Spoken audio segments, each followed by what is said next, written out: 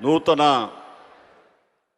KPCC ಅಧ್ಯಕ್ಷರಾಗಿ ನಮ್ಮ ಸ್ನೇಹಿತರು ಕರ್ನಾಟಕ ರಾಜ್ಯದಲ್ಲಿ ಮಾತ್ರ ಅಲ್ಲ, ಇಡೀ ರಾಷ್ಟ್ರದಲ್ಲಿ ಪಕ್ಷದಲ್ಲಿ ಕೆಲಸ ಮಾಡಿ ಅದರಲ್ಲಿಯೂ ಶ್ರೀಮತಿ ಸೋನಿಯಾ ಗಾಂಧಿಯವರಿಗೆ, ರಾಹುಲ್ ಗಾಂಧಿಯವರಿಗೆ ಹಾಗೂ ಪ್ರಿಯಾಂಕಾ ಗಾಂಧಿಯವರಿಗೆ ಹಾಗೂ ನಮ್ಮ ಅಚ್ಚುಮೆಚ್ಚಿನ AICC ಅಧ್ಯಕ್ಷರಾದ ನಮ್ಮ ಮಲ್ಲಿಕಾರ್ಜುನ ಖರ್ಗೆ ಅವರೊಟ್ಟಿಗೂ ಕೆಲಸ ಮಾಡಿದಂತಹ ಒಬ್ಬ ಹಿರಿಯ ಮುಳ್ಸದಿ ಇವತ್ತು BK ಹರಿಪ್ರಸಾದ್ ಅವರು ನಮ್ಮ KPCC ಅಧ್ಯಕ್ಷರಾಗಿ ಸ್ಥಾನಾವರಣ ಮಾಡ್ತಿದ್ದಾರೆ.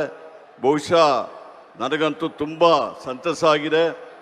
ಯಾವ ರೀತಿಯಲ್ಲಿ ಇವತ್ತು ತಾವು ಎಷ್ಟು ಸ್ಫೂರ್ತಿಯಲ್ಲಿದ್ದೀರಾ, ಎಷ್ಟು ಉತ್ಸಾಹದಿಂದ ಇದ್ದೀರಾ, ಇವತ್ತು ಕಾಂಗ್ರೆಸ್ ಪಕ್ಷವನ್ನು ಕಟ್ಟಲಿಕ್ಕೆ ತಾವೆಲ್ಲರೂ ಎಷ್ಟು ಕೆಲಸ ಮಾಡ್ತೀರಾ ಎಂಬುದನ್ನು ಈಗಾಗಲೇ ತಾವು ಕೆಲಸ ಮಾಡಿ ತೋರಿಸಿದಾರೆ.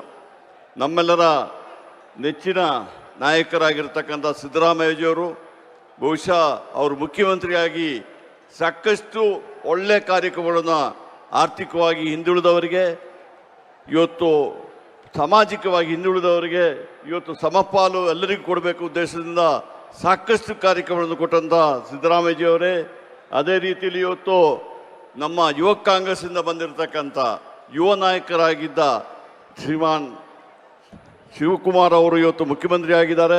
ಅದೇ ರೀತಿಯಲ್ಲಿ ಸಾಕಷ್ಟು ಜನ, ದಯವಿಟ್ಟು ಕ್ಷಮಿಸಬೇಕು, ಇನ್ನು ಸಾಕಷ್ಟು ಜನ ಹಿರಿಯ ನಾಯಕರುಗಳು ಈ ವೇದಿಕೆ ಮೇಲೆ ಇದ್ದಾರೆ.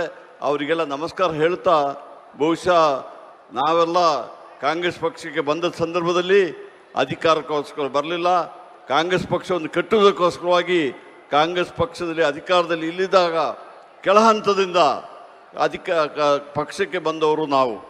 ಬಹುಶಃ ಪ್ರತಿ ಸಂದರ್ಭದಲ್ಲಿ ಸಮೇತ ನಾವು ಹೋರಾಟ ಮಾಡಿಯೇ ಈ ರಾಜ್ಯದಲ್ಲಿ ಕಾಂಗ್ರೆಸ್ ಪಕ್ಷವನ್ನು ಕಟ್ಟಲಿಕ್ಕೆ ಹಲವಾರು ಜನ, ಸಾವಿರಾರು ಜನ, ಲಕ್ಷಾಂತರ ಜನ ಇವತ್ತು ಸರ್ವಸ್ವವನ್ನು ತ್ಯಾಗ ಮಾಡಿದ್ದಾರೆ. ಅದರಲ್ಲಿ ನಮ್ಮಂಥ ಕೆಲವರು ಮಾತ್ರ ಅದೃಷ್ಟವಂತರು, ನಮಗೆ ಒಂದು ಅಧಿಕಾರ ಸಿಕ್ಕುವಂತಾಗಿದೆ. ಲಕ್ಷಾಂತರ ಜನ ಕಾಂಗ್ರೆಸ್ ಕಾರ್ಯಕರ್ತರಿಗೆ ಇನ್ನೂ ಅಧಿಕಾರ ಸಿಕ್ಕಲಿಲ್ಲ.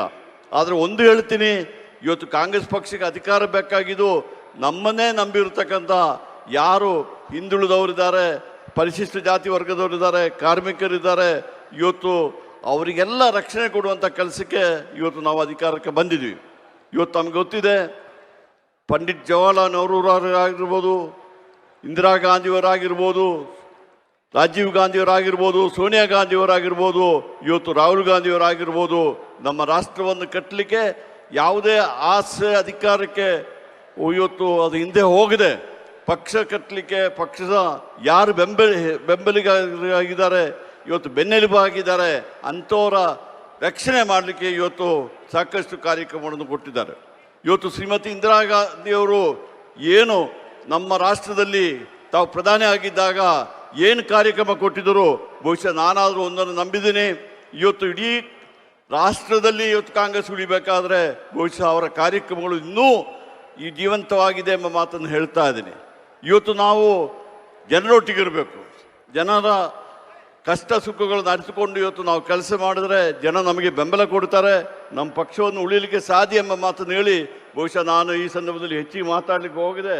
ಬಹುಶಃ ಹರಿಪ್ರಸಾದ್ ಅವರಿಗೆ ತಮ್ಮ ಈ ಬೆಂಬಲ, ತಮ್ಮ ಈ ಸ್ಫೂರ್ತಿ ಎಲ್ಲ ನೋಡಿದರೆ ಯಶಸ್ಸಿನಿಂದಾಗಿ ಅವರು ಅಧಿಕಾರವನ್ನು ನಡೆಸಿ 2028ರಲ್ಲಿ ನಮ್ಮ ಮತ್ತೆ ಕಾಂಗ್ರೆಸ್ ಪಕ್ಷವನ್ನು ರಾಜ್ಯದಲ್ಲಿ ಅಧಿಕಾರಕ್ಕೆ ತಂದು, ಅದಲ್ಲದೆ 2029ರಲ್ಲಿ ಕಾಂಗ್ರೆಸ್ ಪಕ್ಷವನ್ನು ಇವತ್ತು ಅಧಿಕಾರ ತರಲಿಕ್ಕೆ ಒಂದು ಮುನ್ನಡೆ ಮಾಡ್ತಾರೆ ಎಂಬ ಸಂಪೂರ್ಣ ವಿಶ್ವಾಸ ನನಗಿದೆ.